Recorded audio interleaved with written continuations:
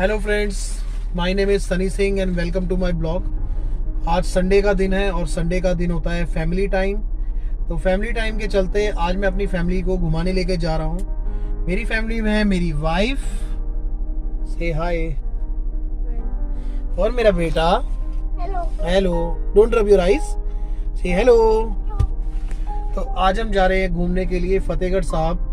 फतेहगढ़ साहब गुरुद्वारा जो है वो हमारे घर से है तकरीबन 30 किलोमीटर दूर।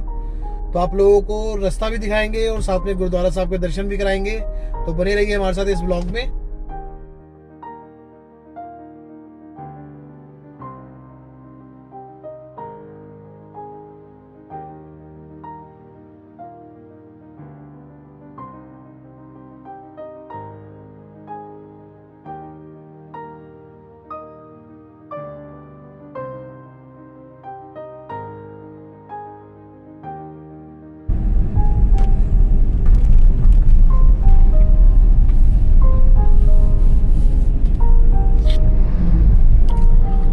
दोस्तों, अब हम पहुंच रहे हैं गुरुद्वारा श्री हंसाली साहब। इस गुरुद्वारे साहब की बहुत ज़्यादा मान्यता है। जो लोग खरड़, मोहाली, चंडीगढ़, पटियाला, फतेहगढ़ साहब साइड रहते हैं उन लोगों को पता है कि इस गुरुद्वारे साहब की कितनी मान्यता है। तो आज हम गुरुद्वारा साहब के अंदर नहीं जा रहे हैं, मगर ये आपको बाहर से दर्शन जरूर करवाएंगे। संडे के दिन यहाँ पर एक अच्छा प्रोग्राम होता है, मेला टाइप लगता है, लोग काफ़ी आते हैं, बहुत भीड़ होती है यहाँ पर। तो अभी तो हम किसी काम से आगे जा रहे हैं और फिर फतेहगढ़ साहब जरूर जाएंगे। तो राइट में मार्केट लगी हुई है और लेफ्ट में हंसाली साहब गुरुद्वारा है, आप देख सकते हैं। बनाए देखिए,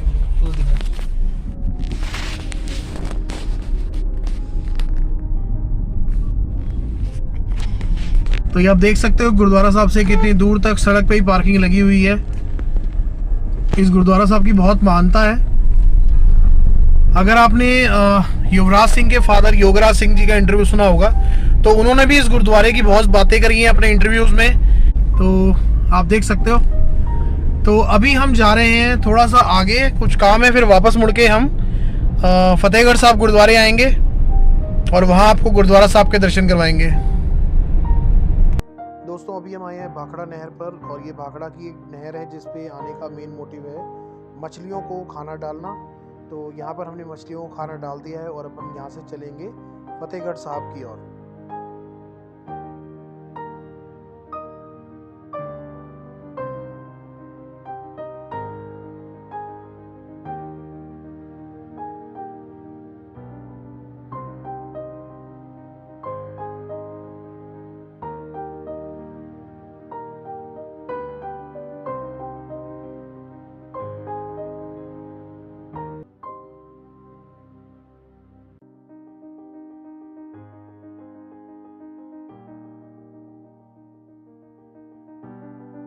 तो दोस्तों, हम लोग आ गए हैं अब गुरुद्वारा श्री फतेहगढ़ साहब।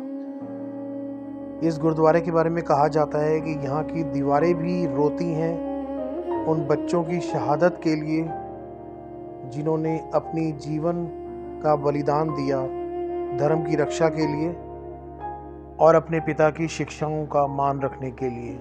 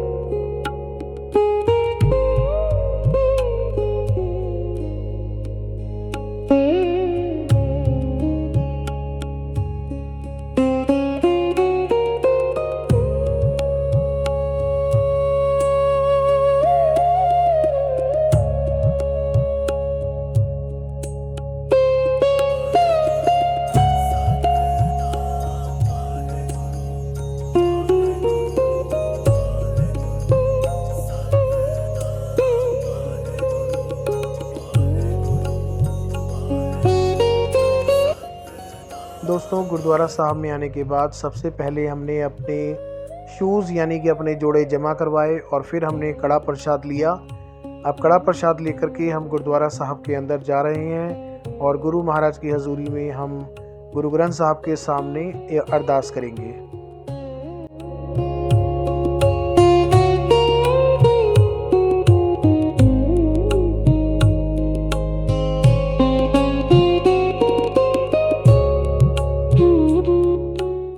गुरुद्वारा साहब के अंदर आते ही जिस तरह से हम दूसरे श्रद्धालुओं को देखते हैं और लोगों को सेवा करते देखते हैं, यकीन मानो दोस्तों, मन को बहुत शांति मिलती है। और गुरुद्वारे साहब में आते ही हम अपने सारे दुख तकलीफ़ें, सारी प्रॉब्लम्स को भूल जाते हैं और सिर्फ गुरु महाराज पे ही हमारा पूरा भरोसा हो जाता है। और अब हमें लगता है कि यहाँ पे आ गए हैं तो अब हमारे मन को पूरी शांति मिलेगी और गुरु महाराज हमारी सारी समस्याओं को, सारी प्रॉब्लम्स को सॉल्व करने के लिए हमें हिम्मत देंगे।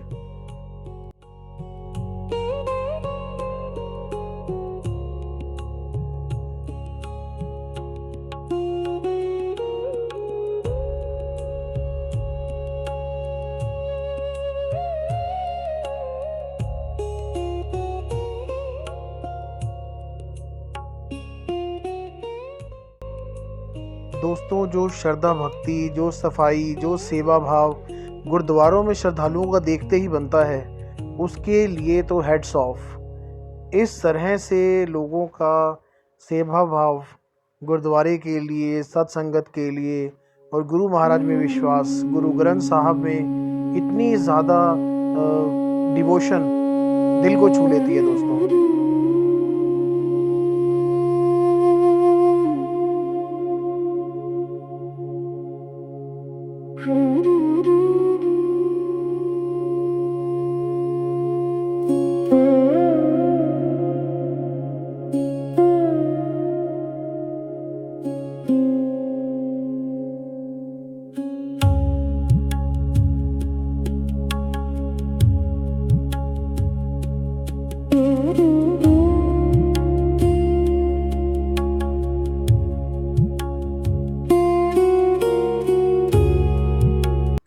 दोस्तों, अब हम जा रहे हैं इस गुरुद्वारे की सबसे ज़्यादा इम्पॉर्टेंट जगह पर। ये ऐसा स्थान है जहां आकर के हर एक इंसान बहुत ही ज़्यादा भावुक हो जाता है।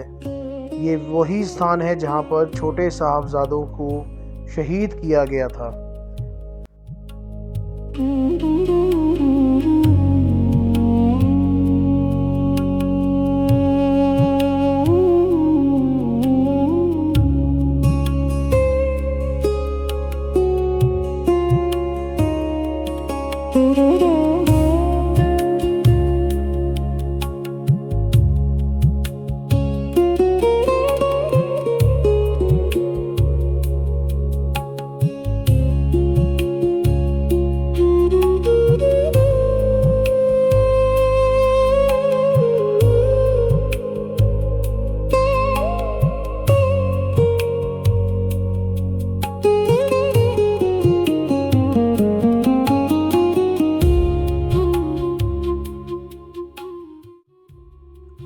दोस्तों, छोटे साहबजादों की शहादत के बाद जब टोडरमल ने वज़ीर खान से इस ज़मीन का सौदा किया ताकि वो छोटे साहबजादों का अंतिम संस्कार कर सके, उस समय के बाद ये ज़मीन दुनिया की सबसे महंगी ज़मीन बन गई। इतिहास में इससे ज़्यादा महंगी ज़मीन दुनिया में कहीं नहीं बिकी दोस्तों।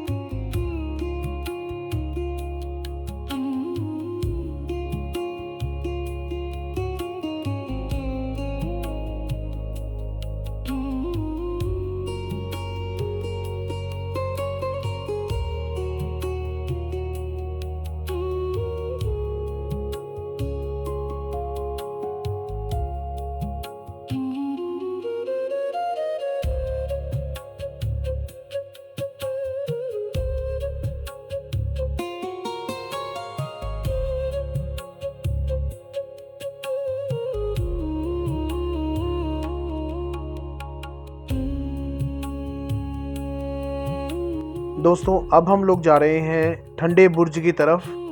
ये वही जगह है जहाँ पर गुरु महाराज दशमेश पिता गुरु गोबिंद सिंह जी की माता गुजरी जी को कैद करके रखा गया था।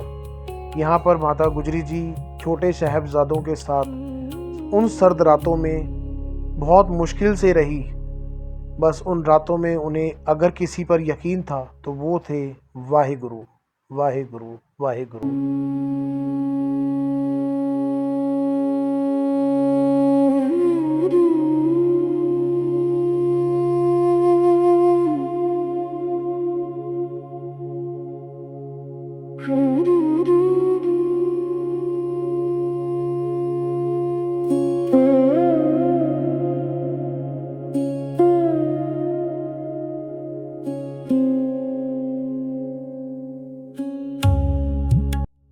दोस्तों अब हम जा रहे हैं लंगर हॉल की तरफ। लोगों का लंगर के प्रति भी सेवा भाव देखते ही बनता है। यहाँ पर यकीन माने इतने लोग खाना खाने नहीं आते जिससे ज़्यादा लोग यहाँ सेवा करने आते हैं। गर्मी के इन दिनों में गुरुद्वारे में हर जगह कहीं पर नींबू पानी कोई दे रहा है, कोई यहाँ ठंडा दूध बरता रहा है।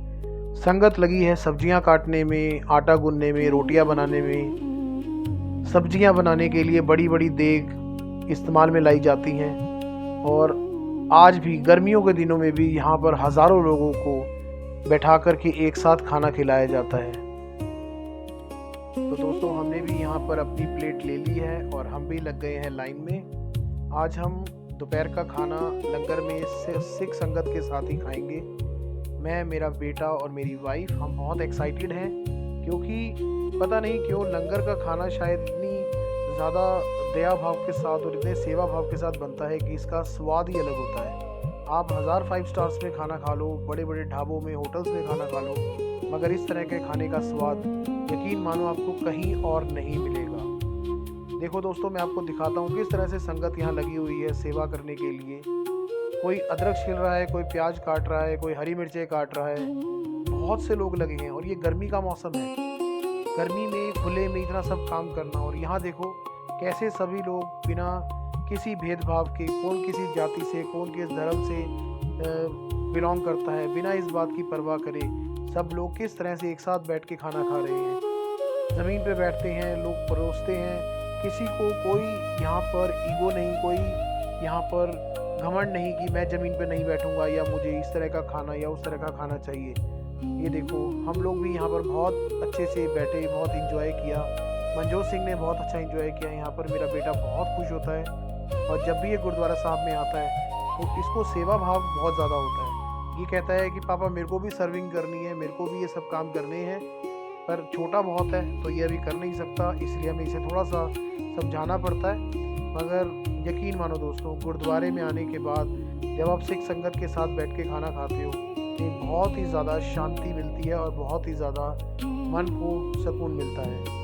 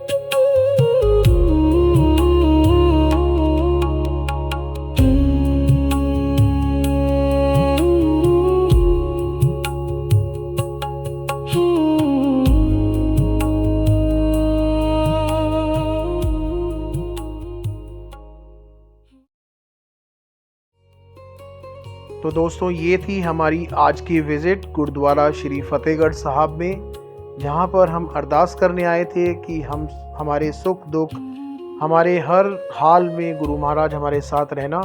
तो शुक्रिया दोस्तों बहुत बहुत आपका जो आपने वीडियो यहाँ तक देखा। Thank you so much. Waheguru ji दा खालसा वाहिगुरु जी दी फतेह। जो बोले सो निहाल। सत श्री अकाल।